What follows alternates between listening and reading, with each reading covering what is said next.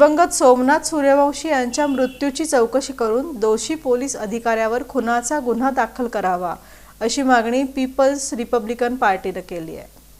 परभणी इथं एका मोर्चातून आलेल्या इस्मानं डॉक्टर बाबासाहेब आंबेडकर यांच्या पुतळ्यालगत असणाऱ्या संविधानाच्या प्रतिमेची मोडतोड करून देशाचा अवमान केला। या घटनेनंतर संतप्त झालेल्या आंबेडकरवादी संघटनांनी केलेल्या निदर्शनात, पोलिसांनी केलेल्या कारवाईमध्ये आणि मारहाणीमध्ये परभणी येथील कायद्याचा अभ्यास करणारा विद्यार्थी सोमनाथ सूर्यवंशी यांचा मृत्यू झाला। याला जबाबदार असणारे पोलीस अधिकारी आणि कर्मचारी यांच्यावर खुनाचा गुन्हा दाखल करून त्यांना त्वरित अटक करावी। तसंच काही महिला आणि जनतेला मारहाण झाली, त्यामध्ये एक तरुणी गंभीररित्या जखमी झाली, त्यामध्ये सुद्धा 307 प्रमाणे गुन्हा दाखल करून कारवाई करण्यात यावी अशी मागणी पीपल्स रिपब्लिकन पार्टीच्या वतीनं जिल्हाधिकाऱ्यांकडे निवेदनाद्वारे करण्यात आली।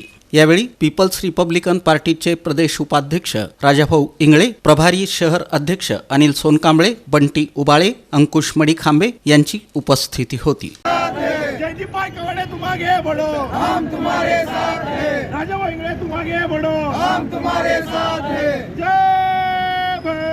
काही व्यापाऱ्यांनी, काही नागरिकांनी आंबेडकरवादी जनतेविरुद्ध बोललेला आहे। या सर्वांनी देशद्रोह केलेला आहे आणि तुम्ही देशद्रोहाला पाठीशी घालता आणि देशावर प्रेम करणाऱ्या माणसावर कारवाई करता, कोम्बिंग ऑपरेशन करता। पोलिसांनी मारहाण केल्यानंतर सूर्यवंशी नावाचा एक कायद्याचा अभ्यास करणारा विद्यार्थी त्यात मृत्यू पावतोय। एक 17 वर्षाची तरुणी आता ती ॲडमिट आहे। तर सूर्यवंशीच्या हत्येमध्ये पोलीस अधिकारी आणि पोलीस कर्मचारी ज्याने लाठी हल्लाचा केला त्यांच्यावर 302चा गुन्हा दाखल झाला पाहिजे।